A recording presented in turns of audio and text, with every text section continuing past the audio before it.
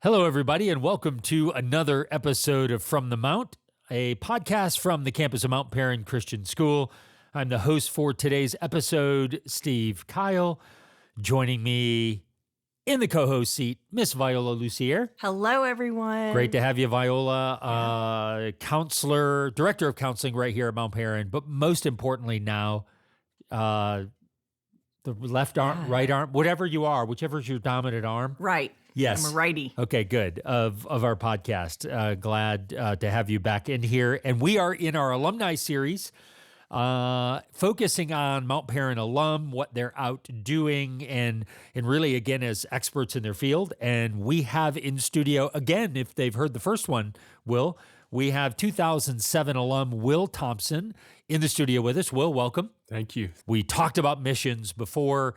But Will, as an alum, we're gonna be talking about sport, something, near and dear to I think anybody who ever has ever. I mean, if you're a parent listening, this is a big deal. If you're not, you have no children, sports are a big deal. We're gonna be talking about a little bit about sports today, so we might step on toes, Viola, right? Offend some people as we Smash talk about, toes.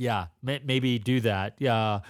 And so, but I want people who might listen to this episode, give us a quick, we know you graduated from here in 2007, but talk a little bit about sports, their involvement, so you can kind of solidify, why do I want to listen to Will talk about sports? Sure. So I graduated 2007.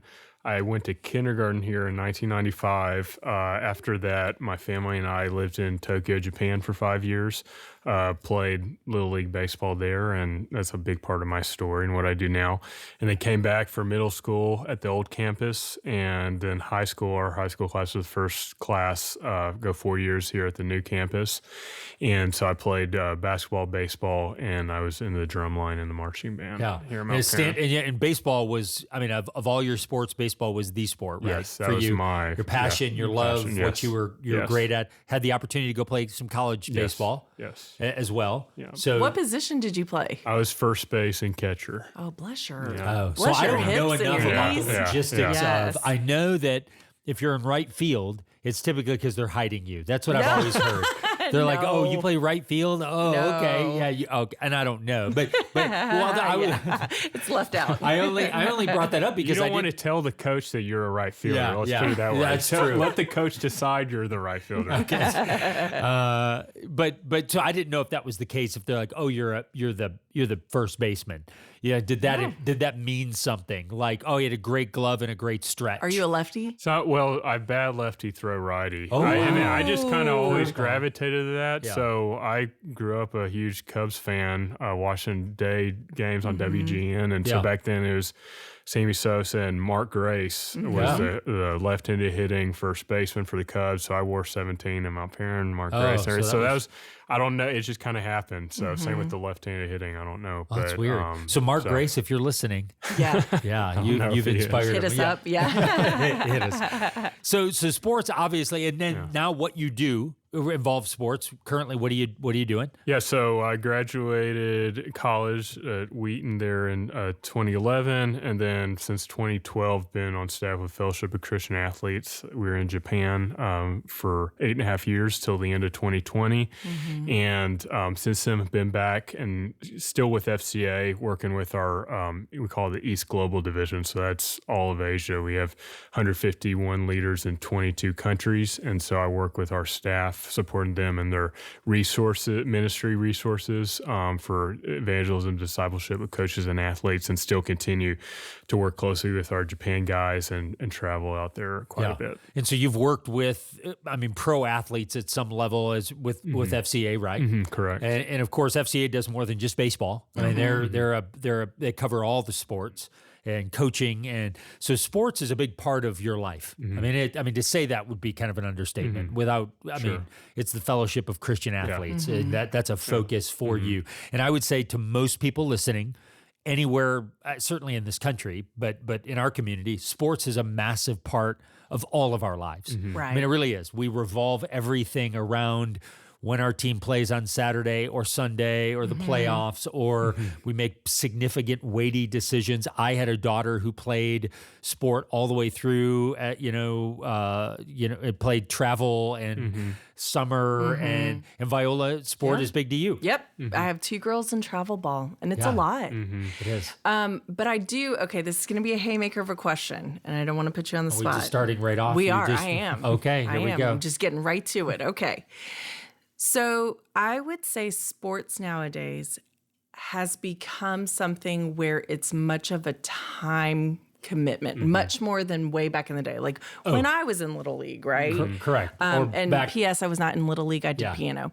But, back in ye yonder day, you only had a practice and maybe you just did a little rec ball Saturday morning and you played rec all the way through. And then you maybe picked up travel, late middle school, high school kind of thing. Now, it's like if you're not in utero and on some like elite, prestigious team, it's like you just feel like, A, what am I doing? But B, a lot of these things happen on Sundays. Yeah. Do they have teams for in utero, though? I didn't know that was a team. So they do. They happen on, Happens on it's Sundays. honestly become sport is worse. It's this idol. It's worshipped in our country. I don't think anybody would really even deny that. And I love sports. I consume.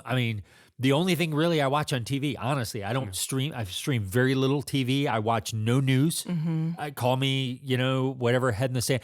But my sports, boy, I'm consuming tons of it. So she jumped right into this idea of Sunday church. Sport. One, as you travel the world, where do we fall in this idea of sport in the United States? And then is it the same everywhere? This idea as you consider Viola's question. Yeah. So just talking about spending a long time in Japan, that's very much an issue there. In fact, Sunday is often the only sports day. So when I grew up there in the 90s, and we can touch on this later with families and stuff. So like as a family, our conviction was, church was important to us. So we went, and so Japan, you talk about long practice. So practice was 8 a.m. to 4 p.m. on Sunday. What? The practice and the game and everything. That's a full-time job. It's the whole day. And so Did they feed you? Well, you bring your lunch and you have lunch. It's like You had a Lunchable? Yeah. That was it? Wow. Okay. So, you ate your lunch. It was like going to school for, all right. You had your baseball school. That basically. makes sense. Okay. So they take it seriously. But the issue, and we get this a lot from Christian families in Japan. And like we talked about in the other episode, there are very few believers in Japan, but the ones that are there, they have this issue a lot because in Japan, the way society is, you pick one basically extracurricular activity, and that's what you do for your whole school career and even after a lot of times. Wow. So because the academics is so rigorous, they have cram school to get into the right next level of school, of university, et cetera. So if you're doing baseball, you're doing that all year round. You're doing that on all holidays, all weekends, the whole thing. So we get that a lot. Sports ministry. What do you say about sports on Sunday? So what we would do, and this isn't right, wrong, or indifferent, but we were convicted to do, when I was growing up, I wore my uniform to church, to the early service, and then we went to baseball practice late. Now, granted, Japan, we went at 10 o'clock, so there was still 6 hours of baseball practice left. Right. And they just knew the Thompsons were, foreigners and we were believers. And so that's a whole nother deal. It's like, oh, if you're American, of course you're a Christian. That's what they think. Yeah. Really? Yeah. Okay. So, and I'm Japanese, that didn't apply to me. Right. So, but anyways, point being, that was what we did on Sundays. We come back here, thankfully for my growing up, at least, I kind of was back right before travel ball was getting crazy. You had East Cobb baseball going on, but that was kind of the first and the only. It was before the perfect game tournaments and the trout. So I did some summer teams and here and there, but so we were thankfully able to kind of avoid a lot of that. But now being a father, my oldest is 4.5, and then even working with working with Coach Reese in the baseball program, but also help out with the travel team in the summers and the falls.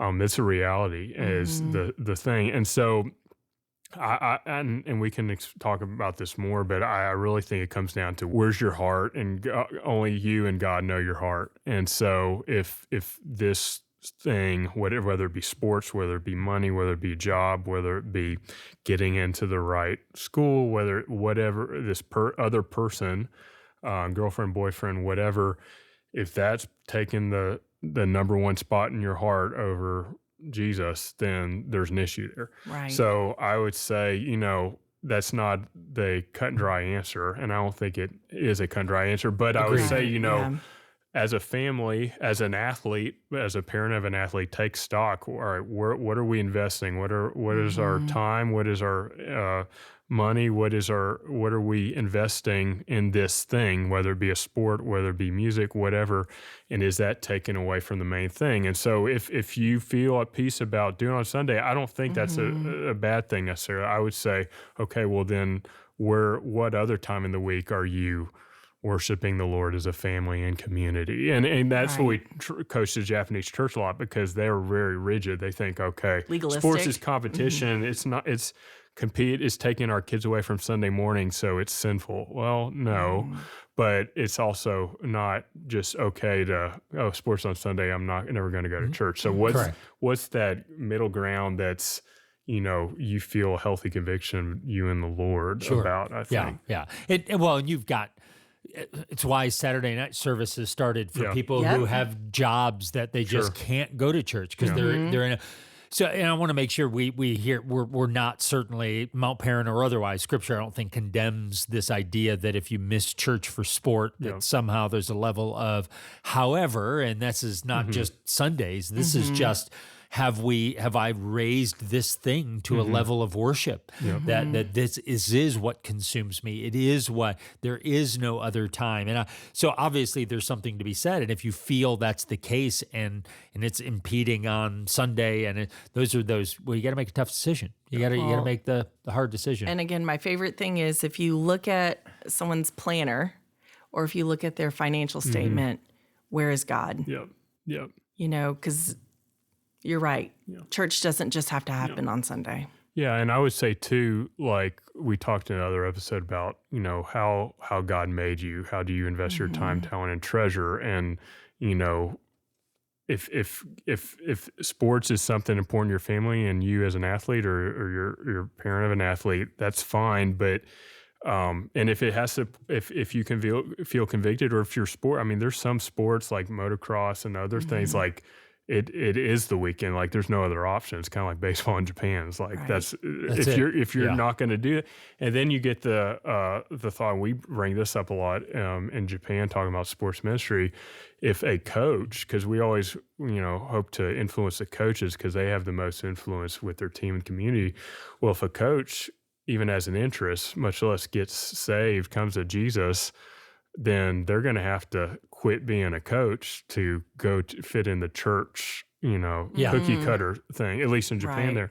And so, and then there's never going to be Matt Merton, professional athletes at the top level who have a platform. So I think there's not a cut and dry answer, but also, when you talk about the highest level professional, we have Baseball Chapel, which is an organization that gives volunteer chapel services for pro players in the clubhouse on Sundays, because they, that's their job. They work on Sunday.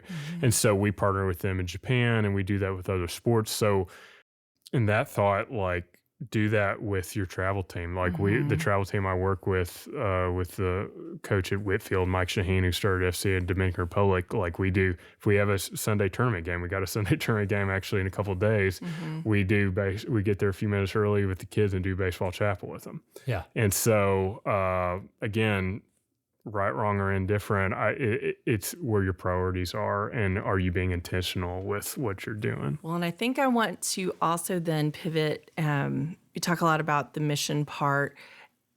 Talk to me about how we can encourage our student athletes who are here, who maybe can't go to somewhere else, but where's their mission field? Yeah. And how would you encourage them? And we touched on this in the other podcast as well, like as a professional, whether it be an alumni graduating down the road or a parent right now, be open to where God has you in your career and be intentional and missional as you do your career. But, as a student athlete, and I'm more familiar with baseball, but I'm pretty well aware that the travel sports is gone. It's all encompassing every sport. And the reality too is, and I've talked to some parents about this, if you're going to be any good, if you're going to be competitive, you kind of have to do it. It's a necessary evil. You have to be in that environment, but it's a toxic environment. And I really wouldn't be involved with it if I wasn't coaching with guys like Kyle Reese and Mike Shaheen. But it has showed me like there's a need to have lights there, because not only are you talking about, the Sunday thing, well, maybe there are some church going families involved, but a lot of them, could care less that they're playing on Sunday and need Jesus. And when you get into the travel ball stuff, there's a huge jump from the varsity JV sports on campus to travel, because you kind of leave any semblance of authority. Like, someone acts up, appeal to Georgia High School, or call the principal, this and that. Like, there's none of that. And some of the worst offenders are like the coaches. Right. And what the coaches either encourage or let it happen. There's very few that or stand on values, especially in travel ball. So, I would say, look at it if between you and the Lord, if you're at peace about doing what you're doing and God's made you that way, with that passion, go for it and use it as a missional opportunity. You're going to be playing with kids. You might go to Mount Perrin Christian School, but you're going to be playing with kids who are in public school or other backgrounds who might have zero opportunity to hear about Jesus. So, be missional. That's not just the kid, but the parents as well. Ooh, he said what he said, and that is totally correct. Yeah, when we consider that. So when we, I look at and think about sport. So if I'm listening to this and I'm trying to contextualize a sport saturated culture, of which again, I think it's really important to say there is nothing wrong with sports. I don't want in any way make anybody feel like I'm correlating sport with sin, and certainly not. I think God has given us sport for His glory and for so it's a wonderful thing. But He's given lots of things that we have broken, perverted, changed, to fit our glory or in some way. And so I think having this right perspective, or this biblical perspective of sport as a whole, because even if I don't have kids who necessarily play it, maybe I'm just the parent who listens, my kids aren't really into it. They're like you did, they just do the band, but it doesn't mean it's still not a part of my culture or life, even in my watching of it, the way it impacts me, the way I see people act around sport. Right. The way it makes us feel, the way it makes us respond, the way that I've acted in the bleachers or on a Saturday. My wife has stories of me on Saturdays that when my team was not faring well, or there was definitely unsanctified behavior happening. Right. Now, nothing horrible, but there have been some. Well, how did that get broken? Right. We've asked that question before. What are you talking about, honey? That's always been broken. But how do you, when we consider looking at sport as a whole with the right perspective, not even as a parent deciding whether I should play on Sunday, because you're consumed in a life of sport. It's your job, and you're surrounded by people. Some are believers, some are not, in the sense that you're ministering, of course, to non-believers. What's the advice you give to just keep sport in this biblical context, just the way that I view it? Not even like, well, if you have a piece about playing on Sundays, well, let's say I'm not talking about that. What would you just, and again, from a scriptural standpoint, sports, and I know we could talk about this for a long time, so I'm not looking for anything really major. Sure. Just like, hey, I need to do that. Like I need to, whatever that might be. Well, I think it's in Colossians that talks about whatever you do in word or indeed do all for the glory of the Lord Jesus Christ. And so, I mean, again, that I don't think it's just talks to sports. That goes to your job. That goes to your finances. That goes to how you spend your time. And I also speak specifically to coaches and athletes, because that's who we most work with. And so as an athlete, why are you competing? What is your motivation? Yeah, it's fun to get the glory and stuff, but where are you giving it to? Is it all about you, or is it giving it back to the Lord and letting him use your talents? And maybe you're not going to get drafted or play the highest level. Maybe you will, but how can you be faithful with that passion and talent that he's given you?